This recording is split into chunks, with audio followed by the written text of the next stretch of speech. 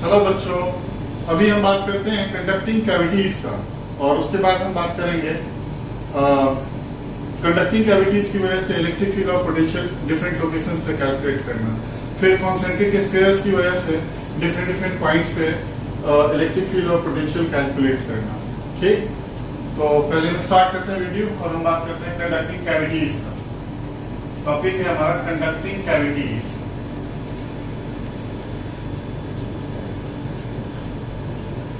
क्या होता है कंडक्टिंग कैविटी? सबसे पहले तो आप एक देखो कि अगर आपके पास एक कंडक्टर है एज सच, ये देखो एक कंडक्टर है आपके पास, तो अगर आप इसको चार्ज दोगे तो चार्ज देने के बाद आपको पता है ना क्या होता है, सारा चार्ज कहाँ आ जाता है, सारा का चार्ज यहाँ आ जाता है, सरफेस पे आ जाता है। और सरफेस पे चार्ज आने की वजह से आपको पता ही है क्या होता है कि इनसाइड में क्या होता है, इनसाइड में इलेक्ट्रिक फील्ड जीरो।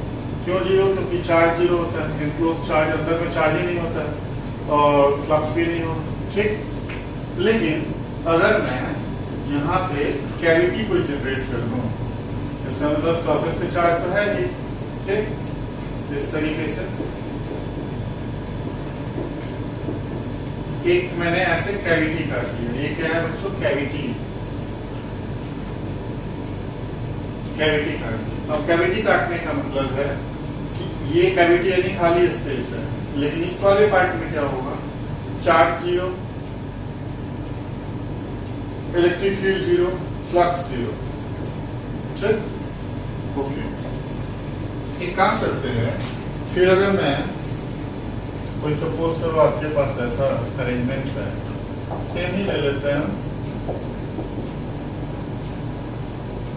ये कैविटी काट लिया, लेकिन कैविटी काटा, यहाँ पे एडिशनल बाहर में चार्ज तो क्यों है आपका, और आपने क्या किया, अंदर में एक चार्ज दे दिया स्मॉल क्यू, पॉजिटिव। अब आप अच्छी तरीके से जानते हो कि कंडक्टर के अंदर यहाँ पे तो इलेक्ट्रिक फील्ड इस वाले पूरे पार्ट में, ये कैविटी के बाहर, ये कैविटी है बच्चों, कैविटी के बाहर जो होगा वो इलेक्ट्रिक फील्ड है जीरो। अब इस इलेक्ट्रिक फील्ड को जीरो करने के चक्कर में जानते हो क्या होगा, यहाँ पे बच्चों माइनस क्यू चार्ज आता है। ठीक, माइनस क्यू चार्ज आएगा, इसका मतलब यहाँ प्लस क्यू है तो सेम ऐसे माइनस क्यू चार्ज आएगा। ठीक, और जो ये इलेक्ट्रिक फील्ड लाइंस है ना, ये फील्ड लाइन यानी फ्लक्स लाइन जो होगी, इस तरीके से ये जो चार्जेस हैं इनको न्यूट्रलाइज कर दे, और न्यूट्रलाइज करके बच्चों होना क्या है, एंड रिजल्ट कि अंदर में क्या होगा, देखो ना, ये प्लस क्यू है, ये माइनस क्यू है, यानी कि फ्लक्स लाइंस ने ये खत्म ही कर दिया कहानी। और फाइनली जानते हो क्या होना है, फाइनली ये होना है, यहाँ पे चार्ज खत्म। ठीक, और ये चार्ज, ये माइनस क्यू है, बाहर जाके प्लस क्यू, यानी कि यहाँ क्यू प्लस क्यू हो जाए, क्योंकि इनसाइड इलेक्ट्रिक फील्ड जीरो होता है। ठीक, अब देखो एक चीज आपको बताया था मैंने कि सिग्मा यानी चार्ज डेंसिटी का इनवर्स रिलेशनशिप होता है रेडियस ऑफ कर्वेचर के साथ। याद करो, बात हुई थी हमारी, ये हमारा है रेडियस ऑफ कर्वेचर और ये है हमारा चार्ज डेंसिटी। तो चार्ज डेंसिटी का रेडियस ऑफ कर्वेचर के साथ कुछ इनवर्स रिलेशनशिप होता है। अगर आपका रेडियस ऑफ कर्वेचर कम है, आपको बताया भी था, याद करो, कि अगर कुछ ऐसा है अरेंजमेंट, यहाँ देखो चार्ज, लेकिन यहाँ पे देखो अगर इसका हम देखें तो इसका जो होगा सेंटर कुछ ऐसा होगा, इस छोटे से पार्ट का सेंटर कुछ यहाँ होगा। ठीक, तो यहाँ जो चार्जेस होंगे बच्चों, और यहाँ जो ये देखो, ये जो आपका बन रहा है, इसका रेडियस ऑफ कर्वेचर छोटा होगा। तो रेडियस ऑफ कर्वेचर छोटा होने का मतलब क्या होगा, चार्ज डेंसिटी ज्यादा है, यानी कि यहाँ पे क्या चार्ज बहुत ज्यादा होगा, है ना, इस पूरे पार्ट में चार्ज बहुत ज्यादा है और इस वाले पार्ट में चार्ज क्या है, कम है। ठीक, तो हम बात करेंगे एक चीज का जो होगा, दो मैं टर्मिनोलॉजी यूज करूंगा, एक यूनिफॉर्म और दूसरा होगा नॉन यूनिफॉर्म। यूनिफॉर्म को मैं यू से दिखाऊंगा और नॉन यूनिफॉर्म को मैं दिखाऊंगा एन यू से। ठीक, अब देखो जो है टॉपिक हमारा कंडक्टिंग कैविटीज ही है। ये देखो बड़ा बता दिया मैंने।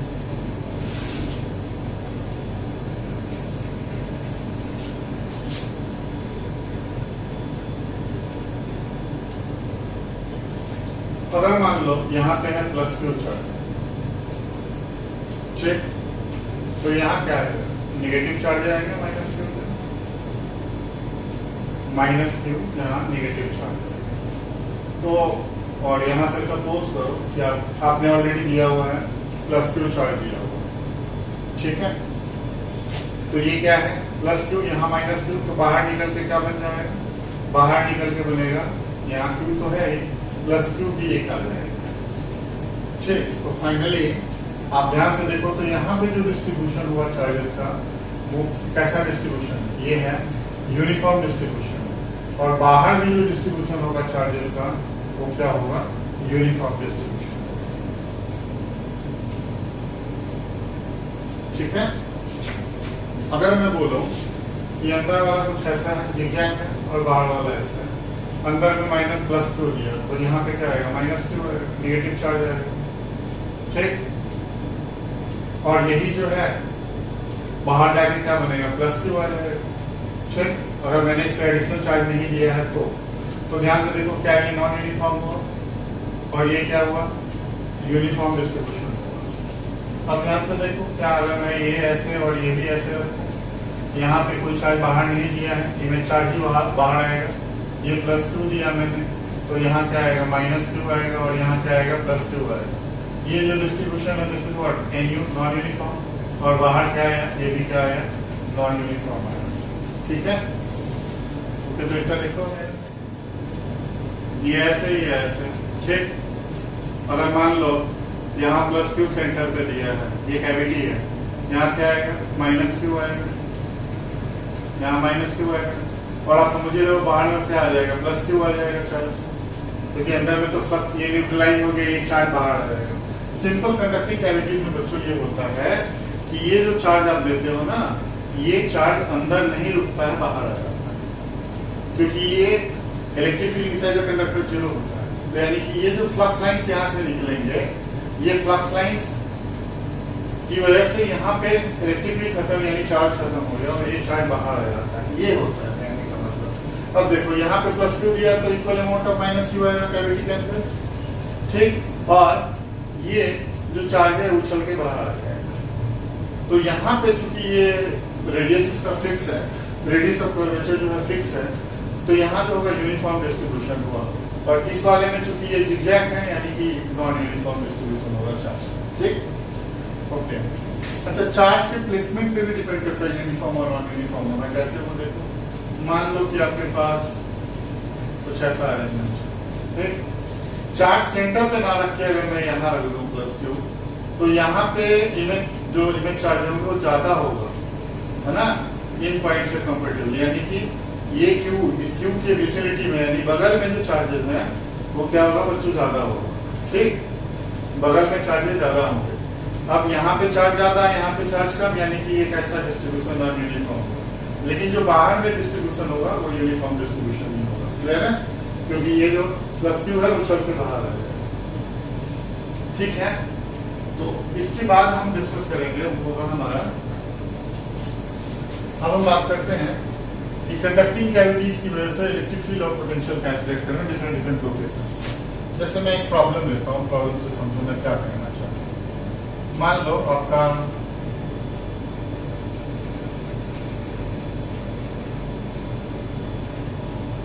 इस तरीके से आपके पास सपोज करो एक कैविटी है, ठीक, एक पॉइंट मैंने ये ले लिया एक पॉइंट मैंने ये बी ले लिया और एक पॉइंट ले लिया मैंने बाहर सी। इसके सेंटर पे मैंने चार्ज मान लो दिया क्यू, सेंटर पे मैंने दिया चार्ज क्यू, ठीक। तो आप अच्छी तरीके से जानते हो कि यहाँ पे क्या आएगा, यहाँ पे माइनस क्यू आएगा, नेगेटिव। ये कैविटी है बच्चों, इसको मैं बोल देता हूँ S1 और इसको बोल देता हूँ S2, तो बाहर में कितना आ जाएगा, बाहर में आएगा Q।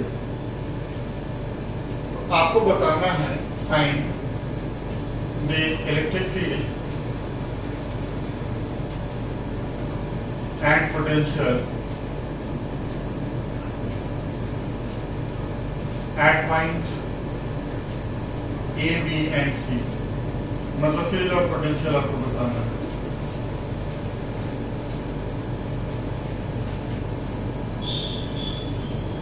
इसका रेडियस आप ले लो बच्चों, ये खुद का जो है इसका रेडियस आप R1 ले लो, ठीक, और इस वाले का R2 ले लो जो गोला बन रहा है। ये RA ले लो, ये RB ले लो और ये RC ले लो। ये तीन लोकेशंस पे पहले आपको इलेक्ट्रिक फील्ड और फिर आपको क्या निकालना है, पोटेंशियल कैलकुलेट करना है, ठीक।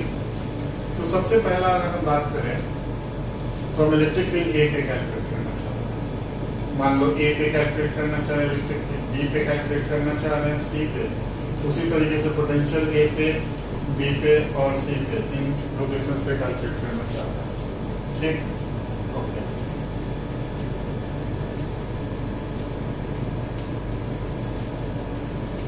तो बात आती है कि कहाँ कहाँ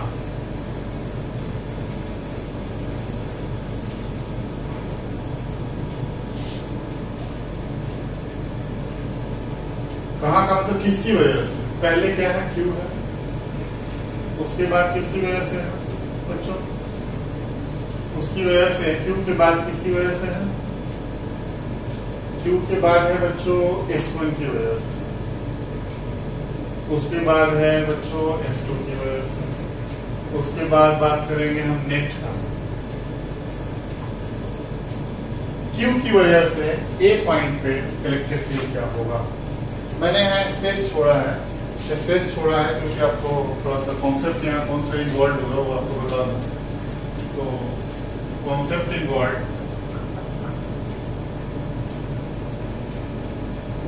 जो कॉन्सेप्ट बच्चों इन्वॉल्व होगा वो ये होगा कि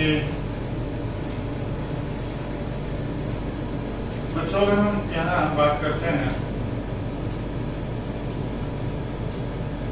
इलेक्ट्रिक फील्ड का, मान लो आउटसाइड पॉइंट पे है ना, तो आउटसाइड पॉइंट पे आप जानते हो इलेक्ट्रिक फील्ड कितना होता है। आउटसाइड पॉइंट पे जो इलेक्ट्रिक फील्ड होता है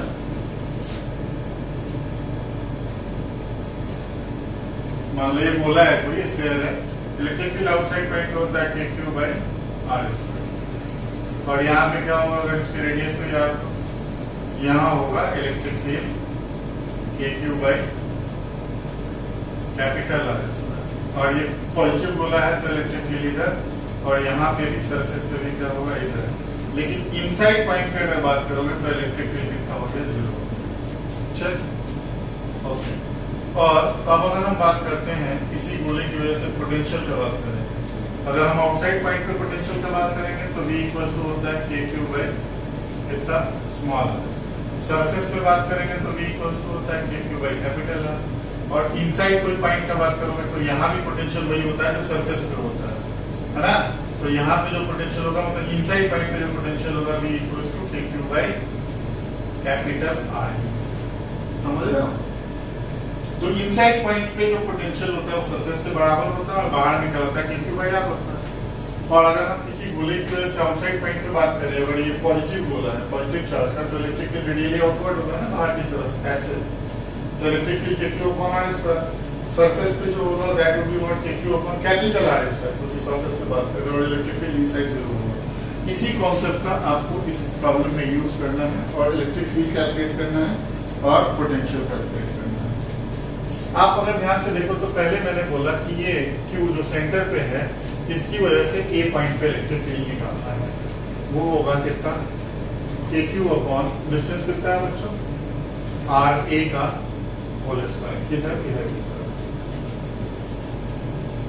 अब ध्यान दो S1 के अंदर ये पॉइंट है, यानी S2 बोला तो भूल जाओ, S1 बोला के अंदर ये पॉइंट है, तो electric field inside the conductor 0 होता है, यानी ये 0। सिमिलरली अब ये सब भूल जाओ, S2 के अंदर ये पॉइंट है तो इलेक्ट्रिक फील्ड इसकी वजह से भी कितना होगा, इसकी वजह से भी इलेक्ट्रिक फील्ड बच्चों होगा 0। ठीक, तो नेट इलेक्ट्रिक फील्ड कितना होगा, KQ/R² होगा, और वो इधर कितना होगा। अब बात करते हैं बी पॉइंट पे। अगर हम बी पॉइंट पे इलेक्ट्रिक फील्ड की बात करते हैं तो सबसे पहला नंबर बात,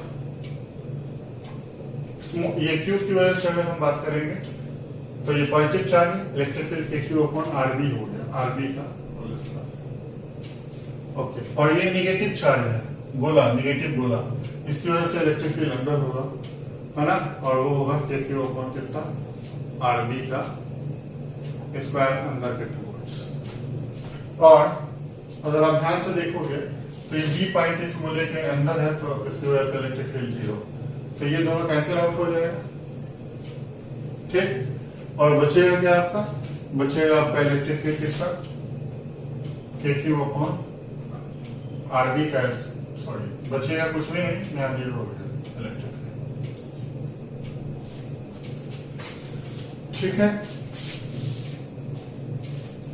उसके बाद बात करेंगे हम सी पॉइंट पे। सी पॉइंट पे इसकी वजह से, सॉरी इसकी Q की वजह से हुआ KQ/RC का होल स्क्वायर, इधर इधर इस गोले की वजह से कितना हो गया, KQ/RC का होल स्क्वायर अंदर, और बड़े वाले गोले की वजह से क्या होगा, KQ/RC का होल स्क्वायर किधर, ये दोनों कैंसिल आउट हो जाएगा और क्या बचेगा, KQ/RC का होल स्क्वायर किधर इधर। ये इलेक्ट्रिक फील्ड है, इसको देखो आप अच्छे से, है ना। तो ये तो बात हुई इलेक्ट्रिक फील्ड की। ये पहले केस में कितना आ रहा है नेट इलेक्ट्रिक फील्ड, कितना, फिर यहाँ और यहाँ। अब बात करते हैं पोटेंशियल का।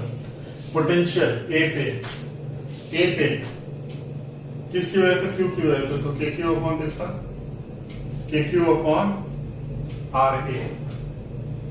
अब इस निगेटिव गोले की वजह से, तो जैसा आपको बताया था, जो अंदर होगा वह सरफेस के बराबर होगा, तो इसका मतलब KQ/ कितना, लेकिन माइनस है क्योंकि निगेटिव का गोला है ना, तो KQ/R1 हो गया बच्चों। ठीक, उसके बाद बात करेंगे हम बड़े वाले गोले की वजह से, तो ये पॉइंट ए जो है एक्चुअली बाहर आ गया, तो क्या हो जाएगा, KQ/R2। तो इसका मतलब यहाँ नेट पोटेंशियल कैलकुलेट करेंगे तो जो कॉमन हुआ ले लो, KQ कॉमन कर लिया तो 1/RA minus 1/R1 plus 1/R2। ठीक, उसके बाद बात करेंगे हम बच्चों बी पॉइंट पे हम बात करते हैं पोटेंशियल पे।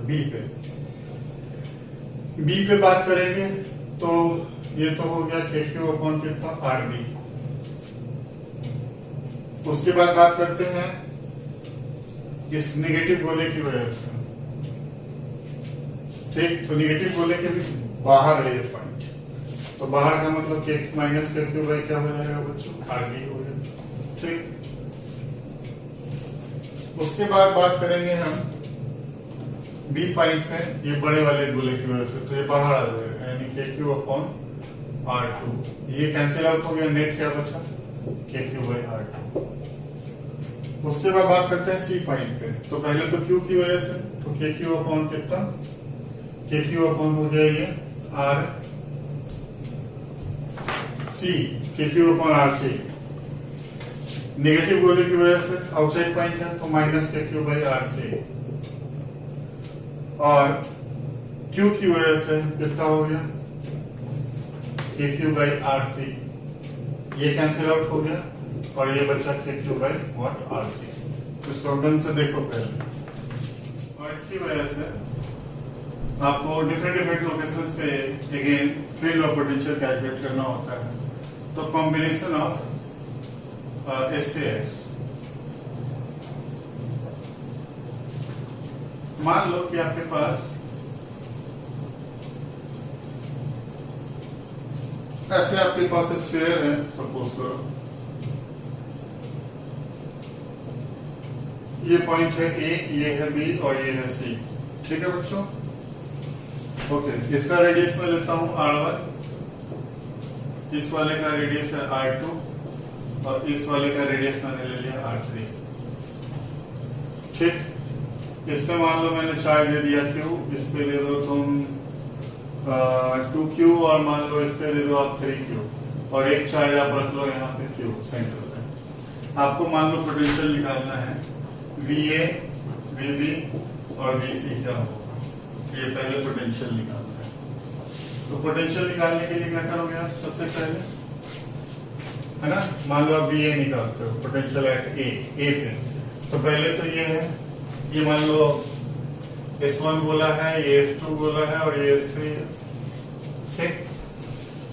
तो इस Q की वजह से यहाँ तो कितना हुआ KQ अपॉन R1 प्लस ये वाला चार्ज इसकी वजह से, मतलब ये गोले की वजह से इसके पेरिफेरी पे कितना हुआ KQ अपॉन R1 ही हुआ, प्लस है ना यहाँ इस गोले की वजह से, तो इस गोले की वजह से हुआ K इंटू 2Q अपॉन कितना R2 plus K into 3Q बड़ा वाला गोला, इसकी वजह से A पॉइंट पे निकालना है, यहाँ A पे, ठीक।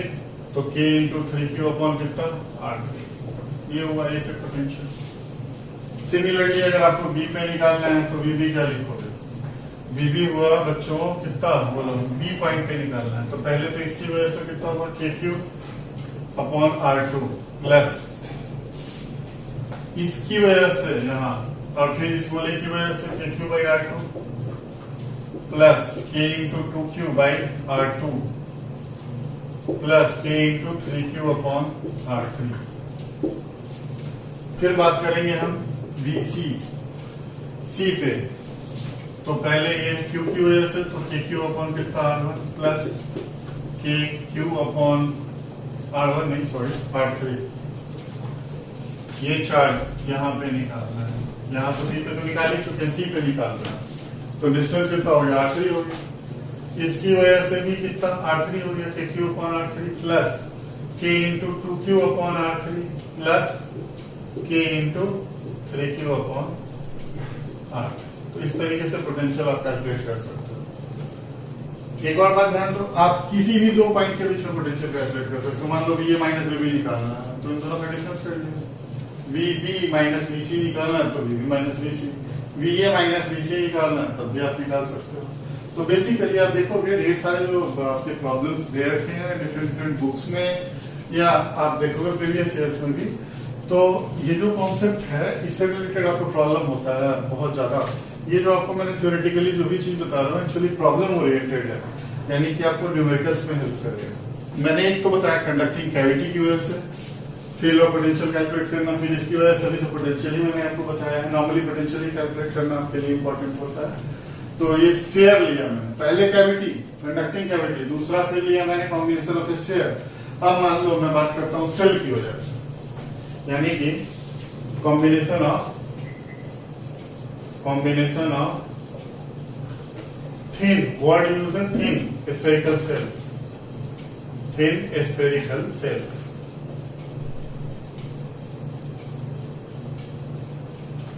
ठीक है, तो मान लो कैसे कुछ है, एक कॉन्सेंट्रिक सेल है आपके पास। सेल में एक बात का कॉन्सेप्ट का ध्यान रखना,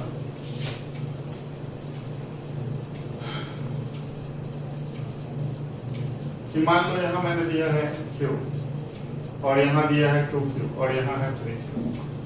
अब देखो होता क्या है बच्चों, शॉकिंग है, जो सेल होता है ना ये कैविटी फॉर्म करता है। कैविटी फॉर्म करने का मतलब है कि सर यहाँ कैविटी फॉर्म हो जाएगा और यहाँ में आउटसाइड में भी क्या होगा कैविटी फॉर्म होगा। तो पता है आपको रीअरेंज होकर चार्ज कैसे होगा, ये क्यों आया, इस Q की वजह से दूसरा डायग्राम बना रहा हूं कि आपको बेटर फील आएगा। ठीक है, अब ये प्लस Q है और ये कैविटी की वजह से क्या होना है पता है आपको, यहाँ पे आएगा माइनस Q, बाहर जाके होगा प्लस Q और ऑलरेडी कितना है 2Q है।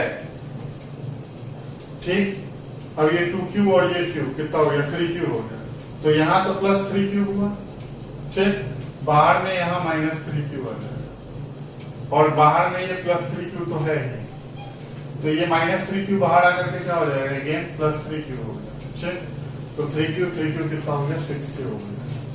तो ध्यान दो यहाँ पे कितना सर क्यू, इसकी वजह से माइनस क्यू, ये बाहर में इमेज चार्ज बन के निकला तो कितना निकला प्लस क्यू, 2q ऑलरेडी था, ये q मिला के कितना हुआ 3q, तो ये 3q, तो यहाँ माइनस 3q, ये बाहर आके क्या, क्योंकि यहाँ पे कैविटी फॉर्म कर रहा है ना बच्चों, बताया था ना आउटसाइड में भी यहाँ भी कैविटी फॉर्म कर रहा है, तो कैविटी फॉर्म करने का मतलब हुआ कि ये प्लस 3q और ये प्लस 3q, तो ये देखो ध्यान से, ये प्लस 3q, ये प्लस 3q, 6q हुआ।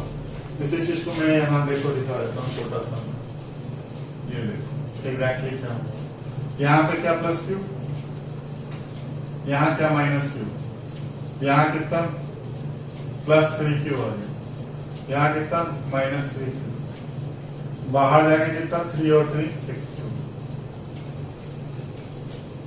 तो सेल्स के अंदर जो होता है कैविटी फॉर्म होता है ना, और कैविटी की वजह से जो कंडक्टिंग कैविटी का कॉन्सेप्ट है वो अप्लाई होता है। यानी जो चार्ज आप देंगे, ये जो चार्ज यहाँ दिया एग्जैक्टली क्या हुआ, ये डायरेक्ट नहीं निकल गया यहाँ से कि यहाँ पे ये Q था यहाँ 4Q हो जाएगा, ऐसा कुछ नहीं, Q तो माइनस Q, बाहर आके कितना प्लस Q, 2Q और ये Q कितना 3Q हो गया, तो यहाँ माइनस 3Q, तो यहाँ पे प्लस 3Q ऑलरेडी है और बाहर प्लस 3Q, तो ये कितना हो गया 6Q हो गया। ठीक, तो पहला मैंने आपको कंडक्टिंग कैविटी बताया, दूसरा स्फीयर बताया और तीसरा ये बताया सेल।